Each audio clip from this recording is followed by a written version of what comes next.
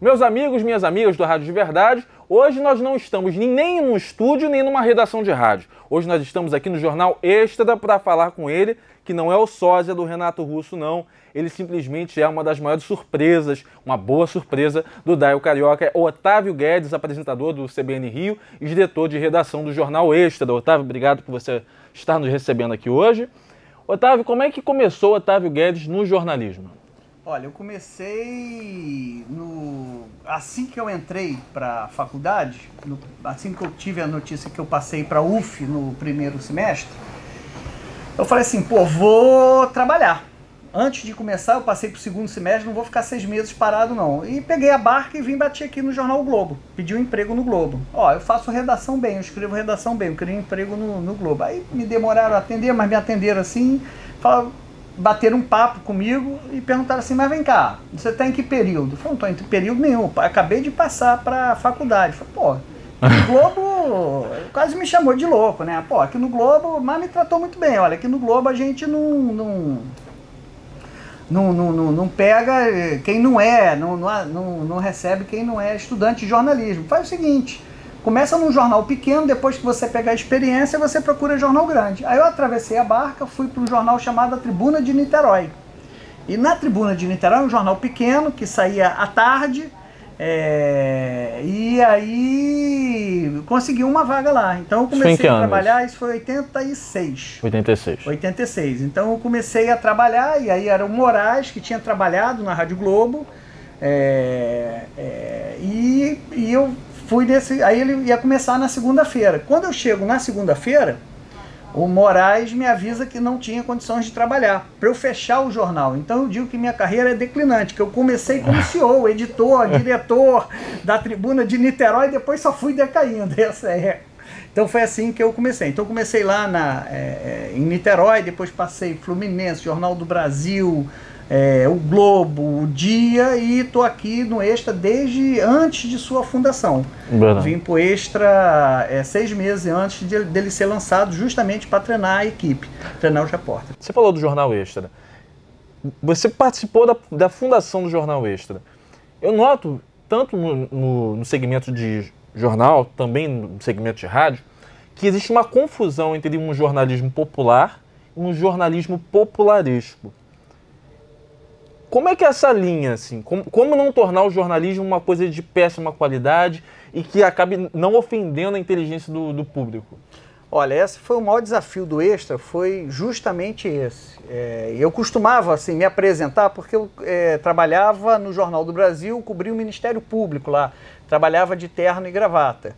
E é engraçada a percepção das pessoas. No Jornal do Brasil, as pessoas me perguntavam assim, Otávio, você que sabe das coisas, o que o presidente da República está pensando sobre isso? E depois que eu vim trabalhar em Jornal Popular, me perguntavam assim, vem cá, aquela dançarina do Faustão, ela está namorando com quem? Então a visão das pessoas assim, sobre o tipo de jornalismo que se faz, é muito deturpada. Isso que foi legal de ter vindo para o Extra. Por que foi legal? Porque quando eu disse que eu vinha para o Extra, perguntaram assim, ué, você vai para o Globo? Eu falei, o que é o Globo? Não, é o Globo para analfabeto. Então era o preconceito. E o Jornal Popular não é vítima desse preconceito, não. Ele é que provoca esse preconceito. Porque a gente fazia jornal popular muito ruim. Eu costumo dizer que o jornalismo popular ele estava muito mais próximo ao Código Penal do que a um código de ética. Era o espreme sai sangue, era o sensacionalismo, era você tentar vender a notícia de uma forma mentirosa. Então você não tinha ali. Então o jornalismo ele não é vítima, o jornalismo popular. Ele que procurou essa imagem. Uhum. Eu fui criado da seguinte maneira. Meu pai, ele lia uma coluna de política no Jornal do Brasil, do Castelo Branco, que hoje é a coluna do Merval. Seria naquela época a coluna do Castelo. Uma leitura obrigatória para quem quer saber os bastidores da política, para entender a análise. E vinha na página 2 do Jornal do Brasil. E ele dizia assim, Otávio, você tem que melhorar a sua dicção. Então lê a coluna do Castelo. Então eu com 8 anos, 9 anos, todo dia de manhã meu pai fazia barba e eu lia a coluna do Castelo. Depois eu percebi que o velho era malandro. Não era o problema da minha dicção, o problema é que ele não tinha tempo de ler Enquanto ele fazia barba e se aprontava, eu ficava ali. Então, assim, com 8 anos eu sabia mais de Senador Biônico. Agora, imagina uma criança lendo. Era plena era de ditadura, política com lei Falcão, congresso sem bipartidarismo, você não tinha partido, você não tinha liberdade de expressão, então era uma chatice. A política já era uma chatice naquela época. Uma coluna de política, uma criança lendo, então, mas eu lia aquilo tudo, e quando eu ia para o colégio, eu parava nas bancas e ficava vendo aqueles jornais sensacionalistas. Luta Democrática, o próprio Dia, que era popularesco na época, aquelas manchetes mentirosas. Mas eu sempre pensava o seguinte, por que um era tão chato, para uma criança aquilo era chato, né? Sim. E esses aqui, eles têm algum valor, eu já percebi algum valor ali, a criatividade, a forma de você transformar, de um certo senso de humor ali.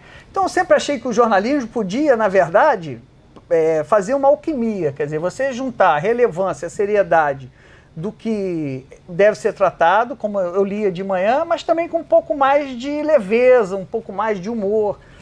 Então foi isso que a gente...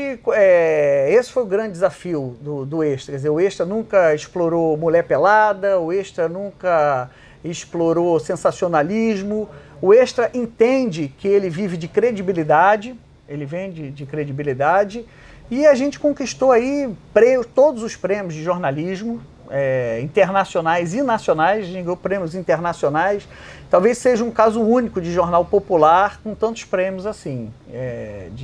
Então esse é o grande, assim, para usar a palavra que está na moda, o grande legado do Extra é esse, quer dizer, você fazer um jornalismo que seja ao mesmo tempo relevante, quer dizer, importante para a sociedade, para a comunidade, mas ao mesmo tempo ele não ser maçante, não ser chato. Então eu dou exemplo, a gente criou aquele boneco João Buracão, que é um jornalismo comunitário, jornalismo que eu acredito, jornalismo que ajuda a transformar a sociedade, mas na esquina do leitor, quer dizer, ele pode, ele está ali resolvendo o problema da rua, do asfalto, mas de uma forma engraçada, com um boneco, com humor carioca. Então acho que esse foi o que nos moveu aqui no Extra e nos move até hoje. Antes de começar a gravação, eu falava para você que eu notei que depois dos protestos de junho e julho de 2013, você ficou muito mais à vontade falando no rádio, né?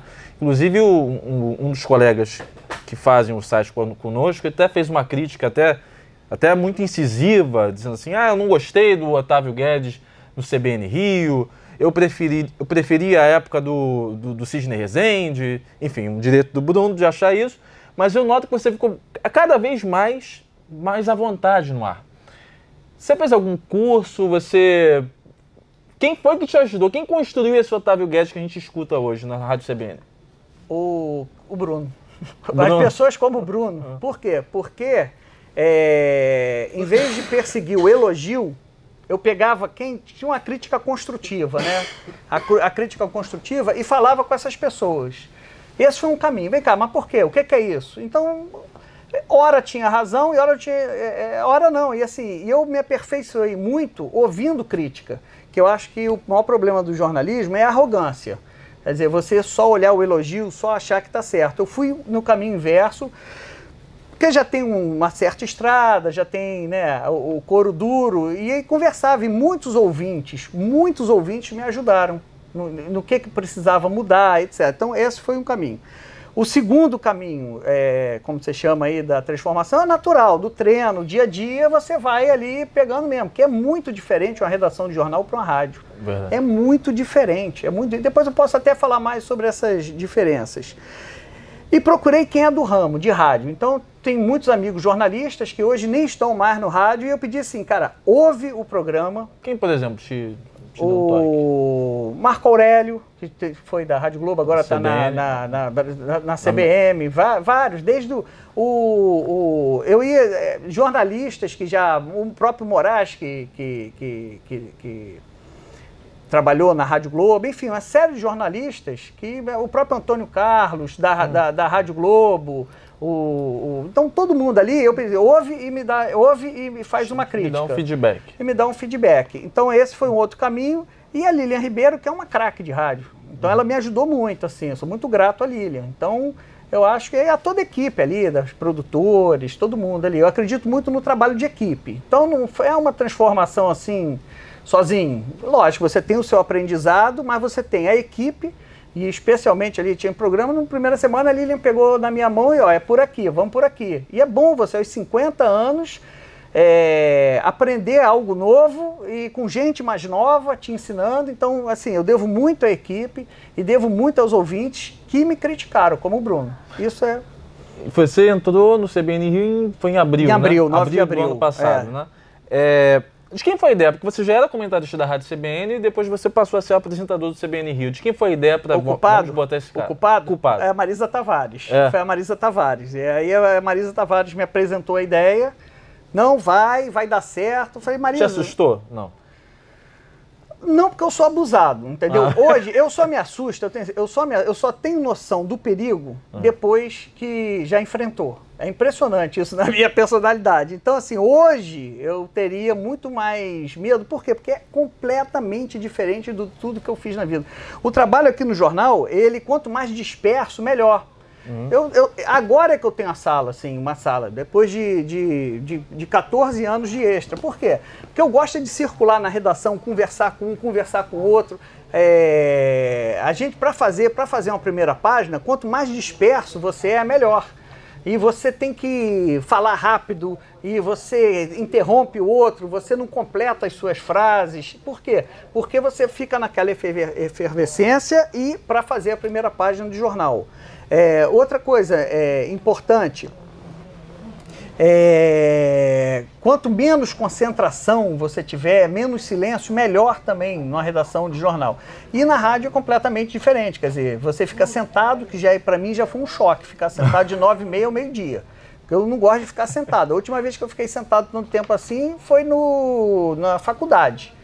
Então eu não lembrava o que era ficar sentado de 9h30, concentrado. Você sabe que me contam que o Heródoto Barbeiro, na Rádio CBN em São Paulo, ele não está mais, mas ele estava, né? Que o Heródoto apresentava o jornal dele em pé. O Dan Stuber também apresenta em pé. De vez em quando eu fico em pé também, mas... então assim, é tudo muito diferente, foi tudo um aprendizado. Então isso fez parte do aprendizado. O seu concorrente de manhã é o Ricardo Boechat, que é um polemista de primeira, né? Hoje você não tem mais como ouvir o Boechat, mas você acompanha alguma coisa do trabalho dele? Ou alguém te fala alguma coisa que foi falado pelo Boechat e traz para o teu programa? Lógico, mesmo porque é importante, eu acho isso, é bom. E eu acho assim, o Rio de Janeiro, pela quantidade de problemas que tem, quanto mais xerife, quanto mais pessoas nessa função, melhor. Então eu acho muito bacana isso, que tenha cada um com o seu estilo, cada um com o seu espaço. Mas admiro muito e acho muito importante assim, para a sociedade, para o Rio de Janeiro e para o rádio. Assim, é muito importante você ter personalidades fortes, cada um no seu estilo, cada um no seu espaço. Otávio, como é que é o teu dia a dia? Porque eu imagino que você, no rádio de manhã, tem que vir correndo para o extra para assumir as suas funções no jornal. Não deve ser uma vida muito fácil, é uma vida muito corrida. Eu tive que me readaptar, inclusive colocar assim, em mente que a saúde tem que ser a prioridade. Então, o que eu preciso fazer? Eu tenho que fazer exercício. Então, na verdade, eu saio da rádio, tenho 2 horas que eu tento fazer um exercício, almoçar e fazer exercício. 2 horas? 2 horas, Consegue? 20 minutos, dou uma nadada, dou uma caminhada, almoço e aí venho pro jornal. Mas assim, é uma reeducação. Eu tive que me reeducar em tudo na vida depois que eu entrei para a rádio. Essa é uma. Ainda estou aprendendo, ainda estou ajustando ali uma vida. Mas assim, eu tenho perfeita consciência de que a prioridade é minha saúde, porque senão não vai ter nem rádio nem jornal. Você falou sobre diferenças de jornal e rádio, né? O Arnaldo Jabbour, não sei onde é que ele falou isso, ele dizia o seguinte, que uma coisa é você escrever uma crítica sobre alguém num jornal. Terça-feira no Globo ele vai lá e escreve uma crítica. Outra coisa bem diferente é ele falar sobre o mesmíssimo assunto na Rádio CBN de manhã durante 1 minuto e meio, 2 minutos.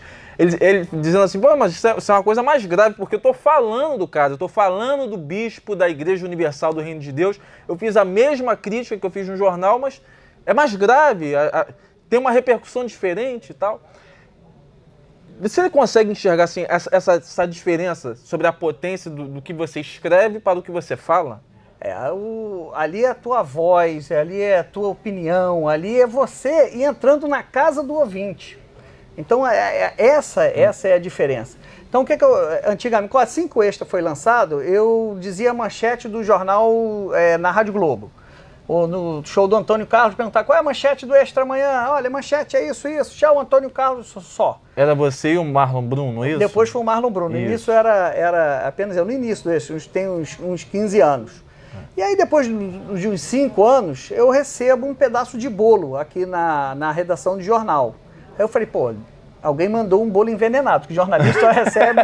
Aí quando eu fui ler, era uma ouvinte do rádio, que ouvia o programa do Antônio Carlos, adorava, ouvia eu falando as manchetes e mandava um bolo. Eu falei, cara, meu Deus do céu, eu falo 1 minuto na rádio, 1 minuto, passo aqui 22 horas dentro do jornal e ninguém me manda um bolo pelo jornal, me manda bolo por 1 minuto que eu falo na rádio. Então essa proximidade, essa sensação de que ali tem um ser humano, eu acho que essa é a diferença que talvez o Jabor falou, assim, que ele ali é um ser humano, ali tem gente, ali tem voz, é diferente de um artigo no jornal, de uma primeira página. Bacana. Vamos entrar no assunto de eleições, né? O Rio de Janeiro está acompanhando uma série de coligações para as eleições de outubro um tanto interessantes. Por exemplo, nós temos o César Maia, ex-prefeito do Rio de Janeiro, que coligou agora... deixa eu só falar aqui rapidinho. César Maia, através do Twitter dele. Olha, Prefeitura do Rio, um enorme fracasso gerencial e político. Uma análise feita pelo César Maia em 2011. No ano passado, ele diz assim, não há autoridade no Estado. Ele falou isso para o jornal O Dia. Também diz o ex-prefeito do Rio, se eu acho que Pezão sozinho não tem chance nenhuma, eu vou jogar pedra em cachorro morto, né? Então, e agora o César Maia vai se juntar a esse grupo político que ele falava muito contra, né? Que é o atual governador do Rio de Janeiro. O Romário vai se juntar ao PT, Romário que também é apoiado por Eduardo Campos em nível nacional. Essas confusões, essas coligações, esse jogo político não gera uma certa confusão na cabeça do eleitor, na cabeça do público? A gente até botou hoje lá no programa que a trilha sonora dessas eleições vai ser aquela música dos tribalistas. Não sou de ninguém, eu sou de todo mundo me quer. Eu acho que a classe política não ouviu direito o clamor das ruas em junho. Quer dizer, então hoje você não tem mais partido, assim, você não tem mais quem você se identifica. Então eu acho que, se você citou aí o César Maia, eu posso citar todos os candidatos, a incoerência de todos os candidatos, até de quem está criticando, né, essas alianças, como o próprio prefeito Eduardo Paes. Você pegar, ele já passou por PFL, PSDB, fez a CPI contra o PT, enfim. É um cenário muito confuso que você precisa... Chamou o Lula de chefe de quadrilha. Enfim, é generalizado, assim, você não está localizado apenas. As duas alianças foram feitas dessa forma, muito questionáveis. Eu acho que não tem uma previsão para se fazer nessa eleição, mas eu acho que o fato novo, não é nem novo, mas o fato mais importante pode ser votos brancos, nulos e abstenção. Isso eu estou muito preocupado com isso, assim, e querendo discutir, eu acho que isso é uma pauta muito interessante para o jornalismo, se isso é uma alienação política ou se isso é um protesto, é um gesto político, você votar branco ou nulo. Isso a sociedade, eu acho que tem que refletir isso. Agora, repito, eu costumo dizer no programa que eu não abomino a política. Eu não faço esse discurso de que é todo mundo ladrão, pelo contrário. Tento levar vozes sensatas, coerentes, porque nenhuma sociedade teve final feliz abrindo mão da política. Quando se abre mão da política, faz esse discurso raso de que é todo mundo ladrão, todo mundo só quer se arrumar, por mais que os fatos vão nesta direção, que as alianças nos decepcionem, quando você abre mão da política, você busca um salvador da pátria. Um ditador, um maluco aí, nunca dá certo. Quer dizer, isso é uma experiência. Então, o que a gente precisa é voltar a não abrir mão da política, voltar a fazer política. Agora, não esse tipo de política rasteira. Você falou, inclusive tem uma pesquisa do Ibope que diz que 37% das pessoas que responderam à pesquisa estão pensando em anular ou votar em branco ou simplesmente não ir às urnas. É um número expressivo, pelo menos eu não lembro nos últimos 20 anos um número tão expressivo de pessoas que estão desinteressadas de participar do processo eleitoral. Mas a pergunta é, dessas manifestações do ano passado, do ano de 2013, será que isso vai gerar algum tipo de ônus para a classe política em outubro? Você acha que todo esse sentimento, todo esse sentimento de repúdio, todo esse sentimento de desestímulo das pessoas de participar de um processo eleitoral, de ir às urnas em outubro, você acha que isso vai trazer um ônus para a classe política, se não esse ano, mas mais para frente? A primeira mudança já é o linguajar que eles estão utilizando para classificar essas alianças. Quer dizer, o deputado federal Sirquis falou em orgia, em suruba, o Eduardo Paes foi na mesma linha, bacanal, bacanal, enfim. Então, a própria forma dos políticos, usando o linguajar de quem é desiludido com a política, eu acho que está começando agora. É uma transformação, é um processo lento. Eu acho que vai ser um processo lento, mas alguma coisa vai acontecer. Entendi. Você foi um dos fundadores aqui do Jornal Extra. Eu te perguntaria o seguinte. Você nota que, às vezes, o trabalho de vocês aqui no Jornal Extra, você estava falando assim, poxa, me perguntam quem é o namorado da dançarina do Faustão. Você nota que exista um certo preconceito no mercado de jornalismo em relação a esse tipo de coisa? Por exemplo, um amigo que está aqui na redação agora, ele sempre diz assim, porque no site, por exemplo, repercute muito mais uma noticiazinha na parte de fofocas do que uma coisa seríssima sobre a parte de cidades. Você nota isso? Não, o preconceito eu acho que já diminuiu muito. Assim, o Extra já tem 15 anos, já não sofre mais esse tipo de problema. Agora, a gente tem que tomar cuidado, que eu acho que do site, se você correr atrás da audiência pela audiência, você corre o risco de perder relevância, perder credibilidade. Então você não pode... E a internet tem isso, quer dizer, é uma onda, é uma maré que devora justamente um tipo de notícia bizarra, um tipo de notícia de celebridade. Mas isso aí não dá para você seguir da audiência pela audiência. Quem fizer isso vai quebrar a cara. Você tem que perseguir a credibilidade. Explica pra gente o que é a rede Narcosul. Olha, isso foi uma reportagem do Guilherme Amado. A cobertura de segurança, ela é um problema, o tráfico de drogas é um problema transnacional. Então você não pode ficar cobrindo ali como se fosse um problema localizado, o PP, não sei o quê. Não, o que está atrás de tudo isso? Está o tráfico de drogas, é um negócio. E é um negócio transnacional. Então a gente investiu 6 meses nessa reportagem especial para mostrar assim, quem são os embaixadores. Existe um Narcosul, tem o Mercosul, que é a união do mercado de livre comércio das nações aqui do continente do hemisfério sul, que aos trancos e barrancos vai tentando se acreditar no livre comércio. Só que o Narcosul, essa rede, essa união, ela já deu certo, ela está muito atuante e mostra, em primeiro lugar, que os bandidos cariocas, eles perderam a importância que tinham nesse mercado transnacional para a facção paulista. Então, pela primeira vez, a gente está ameaçado de ter crime organizado nesse país, ter crime de máfia. Esse foi eu acho que o grande mérito da reportagem aí do Guilherme Amado. Você falou sobre o PP. O que você pensa sobre o PP? Você acha que é uma coisa que pode dar certo futuramente ou está condenado a fracasso? Porque o que eu noto aqui no Rio de Janeiro, por exemplo, são denúncias de pessoas que moram em comunidades dizendo que continua existindo a truculência policial. E de volta e meia, o secretário de Segurança Pública do Rio de Janeiro, o Beltrame, sempre diz o seguinte: olha, os serviços ainda não chegaram, então isso dificulta o meu trabalho, né? Até me dá até uma impressão de que existe um certo fracasso das autoridades nesse sentido. Bom, em primeiro lugar, pacificação é um termo que serve mais aos propósitos publicitários do que efetivamente para comunicar o que é a UPP. Como é que você vai prometer paz? Ou quando tem um assalto em Copacabana, imagina você ler, olha, um assalto ontem, uma pessoa morreu numa tentativa de assalto ontem em Copacabana, que está pacificado há várias décadas. Você não escreve isso sobre um bairro do asfalto.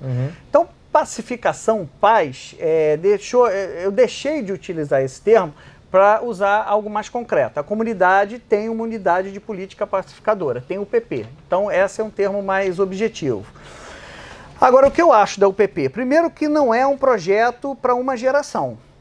Não é um projeto para essa geração. A UPP, ela vai começar a ser testada, ela vai começar a dar certo quando o morador do Dona Marta, ele que nasceu com a UPP, ele passou a vida dele, ele chegou aos 18 anos sem ter um traficante com um fuzil do lado dele.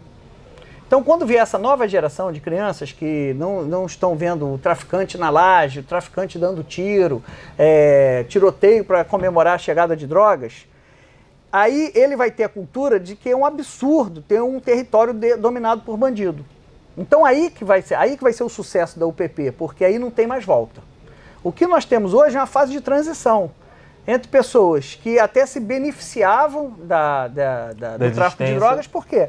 Porque existe um negócio chamado narcoeconomia. O que é a narcoeconomia? Não é só a boca de fumo, não é só o traficante, não é o avião.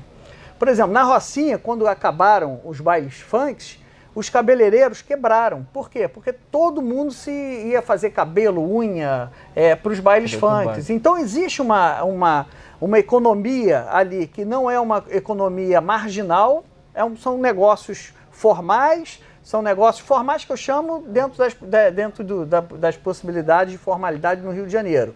Mas é um cabeleireiro que tem ali, é o bar, por exemplo, os bares que viviam também, até os viciados que subiam para droga, paravam nos bares e consumiam cerveja. Então você tem ali as pessoas que foram prejudicadas, e eu acho que esse é o grande X da questão, como é que você consegue ajudar essa economia, que é legal e que se quebra com a chegada da UPP. No entanto, abrem outras oportunidades de negócio nas comunidades. Então, o que eu vejo, o problema não está na UPP, na filosofia. O UPP não é paz, o UPP é retomada de território. A venda de drogas, ela vai continuar existindo. A única vez, assim, uma vez que me ofereceram com droga, com maior... na rua, no centro, foi em Lisboa. Desci de ônibus, o cara falou, quer haxixe? Então, venda de droga sempre vai existir. Sempre vai existir. O que não vai existir é o Naldo Buzunga, bolota, com um fuzil em cima da laje, controlando quem sai, quem entra, quem bota no pneu, quem mata, quem ele estupra. É isso que é o PP para mim. Então, essa política, ela se tiver esse foco, ela tem esse foco, ela vai ser vitoriosa, mas não é para a nossa geração, é para a geração dos nossos filhos, para a geração de quem nasceu já sem bandido, vendo bandido com fuzil mandando e desmandando na favela. Porque aí para ela vai ser inconcebível voltar um bandido chegando lá dizendo, eu sou o dono. O menor P, que foi preso agora na Maré, ele, no inquérito, no interrogatório, perguntaram, você é gerente do tráfico? Ele falou, não, eu sou dono da Maré. Então essa mentalidade do bandido carioca, que o bandido carioca ele não quer apenas negociar drogas, ele quer ser dono do território, ele quer ser um senhor feudal, inclusive com poder de vida e morte sobre os moradores. Então quando acabar, por isso que o Narcosul mostra o seguinte, o Narcosul são negociantes, são crime organizado, é gente que quer fazer, que enxerga aquilo ali como negócio. E o bandido carioca enxerga ali, ele quer um território para circular, para andar de moto roubada, com fuzil, para chamar a atenção, para ser o dono, como diz o traficante da Maré. Então, quando essa mentalidade for quebrada, aí sim a UPP vai ser reformada. Agora, esses problemas que nós temos aí de UPP, o problema não é da UPP, o problema é de uma maneira geral da polícia. Agora, eu defendo a UPP por quê?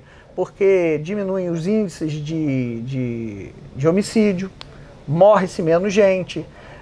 Nas escolas, em áreas de UPP, foram as que tiveram o melhor desempenho escolar, foi onde se aumentou maior. Por quê? Teve uma política pública voltada para essas escolas. Então, e as crianças vão mais às aulas, não tem tanto colégio fechado, elas têm mais tranquilidade para aprender. Então, você melhora a educação, os índices mostram que é uma política acertada, com todas as mazelas que tem. Agora, o grande erro, eu acho, é você prometer paz. Paz você não pode prometer para ninguém. Quando eu era estudante secundarista, ia para Brasília para aquelas reuniões completamente inúteis da União Brasileira dos Estudantes Secundaristas, da UNE, aí eu passei até a dimensão de como é que o Brasil enxergava a Polícia Militar do Rio de Janeiro. O Brasil inteiro enxerga a Polícia do Rio de Janeiro como uma polícia absolutamente corrupta, às vezes até mais corrupta do que em outros estados.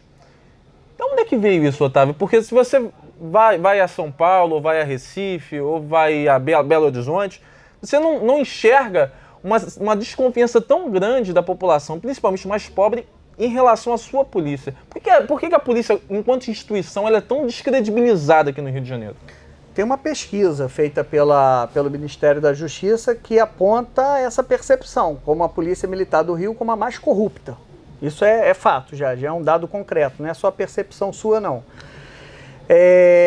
O que acontece? Não existe o corrompido se não tiver o corruptor. Claro. A corrupção tem os dois lados. Então, a sociedade carioca também é muito corrupta.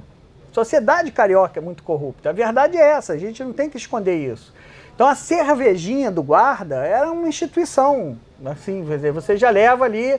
Por quê? Porque você está irregular e vai dar a cervejinha. Então o carioca que sempre achou muita graça, acha assim, muita graça nesse jeito de ter malandro, de dar um jeitinho, não sei o quê, ele corrompe mais provavelmente do que as outras sociedades. Então não é um problema do policial militar, é um problema do policial militar e de quem está subornando ele, que somos nós, é a sociedade que provavelmente, se a gente tem essa percepção, a gente é mais corrupto provavelmente que os outros estados. Por essa mania do carioca de achar que confundir malandragem como algo positivo, algo bacana.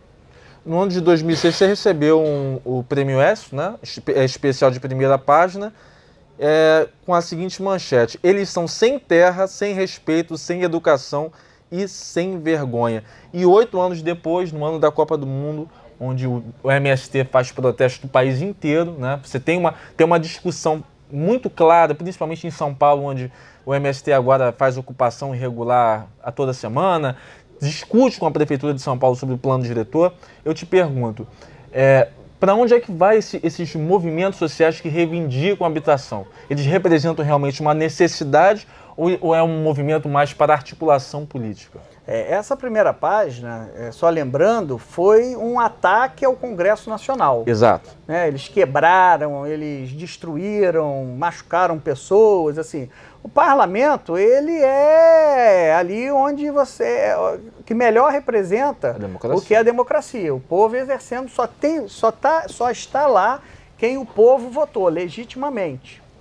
Então, na verdade, foi uma crítica, não ao MST como um movimento social. Mas ao comportamento daqueles manifestantes. Quer dizer, agora em junho também a gente teve muito essa confusão, assim, do que é, quais são os limites da manifestação, qual é o limite do direito da manifestação. Então isso já se manifestou nessa nossa primeira página. Eu acho que a gente, hoje, o Cristóvão Buarque, ele usa uma expressão muito boa que chama assim, corrupção de prioridades. Então ele diz que tem um corrupto de comportamento. O corrupto de comportamento, ele vai fazer uma obra, ele desvia o dinheiro daquela obra, ele superfatura. Essa é a corrupção clássica. Mas existe a corrupção de prioridades. O que é corrupção de prioridades? Eu vou construir um estádio, vou reformar um estádio de 2 bilhões ao lado de uma favela onde não tem saneamento. Mas isso é a prioridade da sociedade? Então, o que a gente precisa acertar, ajustar, a crise da nossa democracia representativa é essa. Eu acho que nós temos um sistema formal, em que as pessoas são eleitas, mas elas não representam mais os eleitores. Esse é o grande erro. E isso se caracteriza muito na corrupção de prioridades. Então, você até perguntando qual o ônus da classe política. Eu acho que a classe política vai ter que deixar mais claro quais são as suas prioridades no mandato, quer dizer, a gente não pode ser surpreendido. Então, uma cidade da música era prioridade? Mesmo que não tenha sido desviado nenhum centavo numa obra faraônica, quer dizer, isso era prioritário para o Rio de Janeiro. Então, os movimentos sociais, eu acho que vão ter que ser chamados para dialogar mais. Então, o que está faltando diálogo, não só com os movimentos sociais, mas com toda a sociedade, esse diálogo das prioridades. Deixar bem claro, olha, eu estou eleito, em 4 anos a minha prioridade é essa. Cara, você falou sobre manifestação. Um dia desse eu estava ouvindo o CBN Rio, acho que faz umas 2, 3 semanas, você estava com dois professores de universidade, um defendendo sobre o controle, os limites de uma manifestação, e o outro dizendo que não tem que ter controle, porque não se tem mudanças sem ter a manifestação. O que você pensa a respeito disso? Manifestação tem que ter lá os seus limites ou tem que ser uma coisa realmente livre, uma coisa que tem que vir da natureza da sociedade? Depende. Eu acho que hoje em dia nós temos 2 correntes. Eu sou da corrente que acho que a democracia representativa tem que ser aprimorada. Para quem acha que a democracia representativa tem que ser aprimorada, o nosso sistema tem que ser aprimorado, você deve ter limites. Você deve ter, e o limite, por exemplo, respeitar o direito de ir e vir, etc, etc, etc. Não sair quebrando tudo, enfim. Agora, tem uma corrente que acha que nós estamos num momento pré-revolucionário, que essas manifestações vão levar à derrocada dessa democracia que eles não acreditam, chamam de democracia burguesa, do capitalismo. Então essa eu acho que é a discussão ideológica. Então, provavelmente, o lado que acredita que nós estamos vivendo num momento pré-revolucionário, que o capitalismo vai acabar, que a democracia burguesa vai acabar, que a imprensa burguesa vai acabar, eles defendem o vale tudo, porque acham que isso vai desembocar numa revolução. Uhum. Quem acha que a democracia representativa ou liberal, né, a imprensa livre, que eles chamam de burguesa, como eu, acredita nesses valores, mas acha que precisamos aprimorar essa democracia representativa, que está com graves problemas, então eu faço parte dessa corrente. Acho importantíssimo manifestação, algo tem que ser mudado, mas dentro dos limites que a democracia nos dá. Falta de limites é na ditadura. Na ditadura, se você for amigo do rei, você pode tudo. Na democracia é o contrário, não é você pode tudo, é você tem direitos e deveres. A gente está vivendo uma Copa do Mundo, né? Tem pessoas que acham que dar importância ou destacar futebol na imprensa é desmobilizar um país inteiro porque poderia estar se discutindo um assunto muito mais sério, né? Mas já tem outras pessoas que acham que não, que o futebol pode explicar um país, né? O futebol ele pode ajudar a explicar um país, por exemplo, de um garotinho que está lá numa comunidade de São Paulo e agora ele é simplesmente o maior craque da Copa do Mundo, é o grande gênio da seleção brasileira.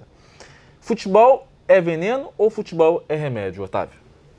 Olha, eu acho que nem veneno nem remédio. O futebol é futebol. O futebol ele nem tem essa função pedagógica de explicar a sociedade, nem tudo. Depende da forma como você vê. Acho que futebol, eu até questionei se a Copa do Mundo seria uma corrupção de prioridade. Ou seja, erramos em fazer a Copa do Mundo. Olha, se você tiver um estádio como em Brasília, que você não tem time ali, ou no Amazonas, o público no campeonato estadual, somado a capacidade daquele estádio, é um absurdo mesmo você fazer aquilo. Agora você tem um bom estádio no Rio de Janeiro, que se aquilo ali se reverter em divisas, em comércio, em mais turismo, e que esse benefício chegue para todos, né, para todos, assim, para o garçom, para quem trabalha na hotelaria, é ótimo que tenha tido Copa. Então acho que o futebol é um momento é uma paixão nacional, uma paixão mundial. Aliás, tem até hoje uma notícia que uma ONG aí acredita que os extraterrestres estão assistindo a Copa do Mundo. Eu acho que você viu dentro dessas notícias bizarras de internet, enfim. Eu acho que o futebol, ele nem pode, ele não é alienante, ele não é para alienar as pessoas, eu não vejo dessa forma. E a Copa do Mundo, em alguma medida, trouxe para a sociedade brasileira a necessidade de prioridade, né? Até então não se discutia isso. Você lembra quem era o prefeito da cidade, o governador, o presidente, quando a gente perdeu a Copa em 50?